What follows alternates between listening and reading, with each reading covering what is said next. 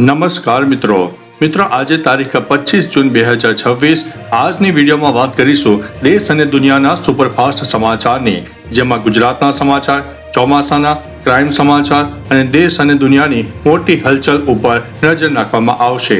પ્રથમ મિત્રો વાત કરીએ તો વરસાદ અને ચોમાસાના અગત્યના સમાચાર. ચોમાસાનું આગમન. વિલંબ બાદ આખરે દક્ષિણ પશ્ચિમ ચોમાસે ગુજરાતમાં વિધિવત એન્ટ્રી કરી લીધી છે.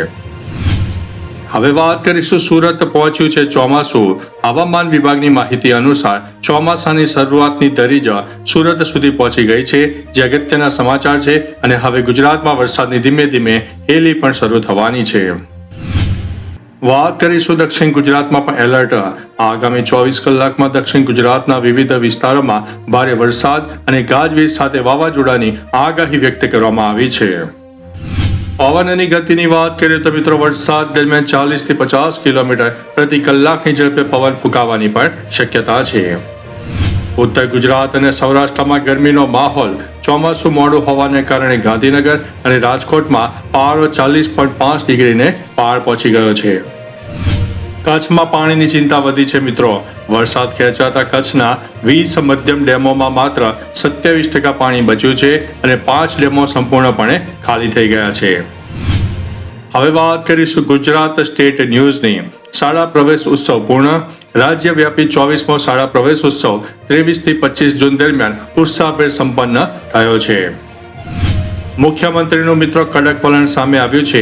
સ્વાગત ઓનલાઈન ફરિયાદ નિવારણ કાર્યક્રમમાં સીએમ ભૂપેન્દ્રભાઈ પટેલે અરજીઓનો ઝડપથી નિકાલ કરવા માટે આદેશ આપ્યો છે. હવે વાત કરીશું ગૌચર દબાણ હટાવવા સૂચના.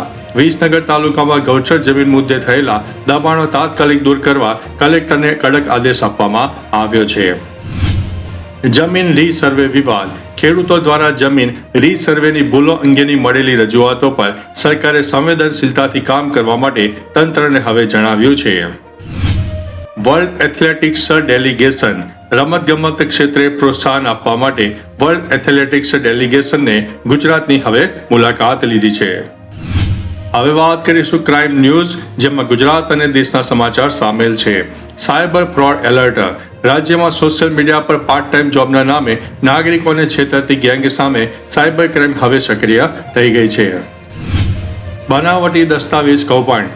જમીનની ખોટી એન્ટ્રીઓ અને ડમી દસ્તાવેજો બનાવીને જમીન હડપ કરનારા તત્વો સામે તપાસ તેજ કરવામાં આવી છે. વાત કરીશું નશાખોરી સામે ઝુંબેશ. સ્ટેટ મોનિટરિંગ સેલ દ્વારા અલગ અલગ જિલ્લાઓમાં દરોડા પાડીને ગેરકાયદેસર પ્રવૃત્તિઓને ઝડપી લેવામાં આવી છે. દિલ્હી એરપોર્ટની વાત કરીએ તો દિલ્હી એરપોર્ટ ઉપર કડક કાર્યવાહી કરવામાં આવી છે. સોનાની દાણચોરીના મોટા રેકેટનો પર્દાફાશ કરવામાં આવ્યો છે. કરોડો રૂપિયાનું સોનું પણ જપ્ત કરવામાં આવ્યું છે. હવે વાત કરીશું દેશના મહત્વના સમાચારની, જેમાં મોન્સૂન પ્રગતિની વાત કરીશું. ચોમાસું મધ્યપ્રદેશ, છત્તીસગઢ, ઝારખંડ અને બિહારના બાકીના ભાગો તરફ ઝડપથી આગળ વધી રહ્યું છે અને એક સારા વરસાદના સંકેત પણ મળી રહ્યા છે. પુણેમાં ઇનોવેશન હબ.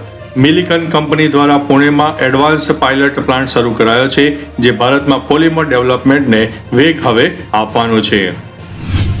શેર બજારમાં મૂવમેન્ટ. આજના ટ્રેન્ડિંગ સેશનમાં સેન્સેક્સ અને નિફ્ટીમાં શરૂઆતી વધઘટ પણ જોવા મળી રહી છે. Style icons award. મુંબઈમાં યોજાયેલા એવોર્ડ શોમાં બોલિવૂડ કલાકારોનો જમાવડો જોવા મળી રહ્યો છે. આસામ પૂરની સ્થિતિ.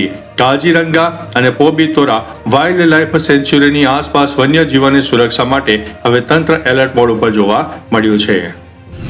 હવે વાત કરીશું દુનિયાના સમાચાર અને સ્પોર્ટ્સ સમાચારની.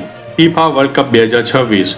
ફૂટબોલ વર્લ્ડ કપ 2026ના ગ્રુપ સ્ટેજ મેચોમાં રોમાંચક મુકાબલા શરૂ થઈ ગયા છે. ફેન્સમાં ભારે ઉત્સાહ પણ જોવા મળી રહ્યો છે. મેસીનો 39મો જન્મદિવસ. ફૂટબોલ સ્ટાર લિયોનેલ મેસીના 39મા જન્મદિવસે કોલકાતા સહિત વિશ્વભરમાં ફેન્સે ઉજવણી કરી છે. America space update. નાસા દ્વારા આગામી સેટેલાઇટ લોન્ચિંગ અને સ્પેસ મિશનના આગામી તબક્કાની જાહેરાત કરવામાં આવી છે.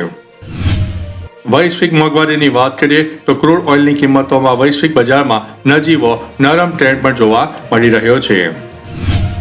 ટેકનોલોજી અપડેટની વાત કરીએ તો ગૂગલ દ્વારા AI ફીચર્સને વધુ યુઝર ફ્રેન્ડલી બનાવવા માટે નવા અપડેટ બહાર પાડવામાં આવી રહ્યા છે.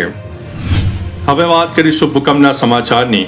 જાપાનમાં 6.9ની તીવ્રતાનો શક્તિશાળી ભૂકંપ આવ્યો છે. જી હા દોસ્તો, આજે સવારે જાપાનના ઉત્તર પૂર્વ વિસ્તારમાં 6.9ની તીવ્રતાનો જોરદાર ભૂકંપ આવ્યો છે. કેન્દ્ર બિંદુની વાત કરીએ તો જાપાનના ઇવાતે પ્રદેશના દરિયાકાંઠાથી આશરે 50 કિલોમીટરની ઊંડાઈએ આ ભૂકંપનું કેન્દ્ર બિંદુ હતું અને આના કારણે અઓમોરી સહિતના વિસ્તારોમાં જોરદાર રીતે ધ્રુજી ઉઠ્યા હતા. ત્યારે મિત્રો બીજી તરફ દક્ષિણ અમેરિકાના દેશ વેનેઝુએલામાં પણ ગત રાત્રે વિનાશક ભૂકંપના 2 મોટા આંચકા આવ્યા. અમેરિકન સિસ્મોલોજી સેન્ટરના જણાવ્યા અનુસાર આ આંચકો 7.2ની તીવ્રતાનો આવ્યો હતો અને તેની તરત જ પાછળ બીજો આંચકો 7.5ની તીવ્રતાનો નોંધાયો છે. રાજધાની કારાકાસ સહિતના વિસ્તારોમાં કેટલીક ઇમારતો ધરાશાયી થવાના અહેવાલ છે અને મોટી નુકસાની થવાની પણ આશંકા વ્યક્ત કરવામાં આવી છે.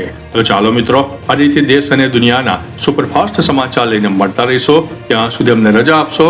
નમસ્તે.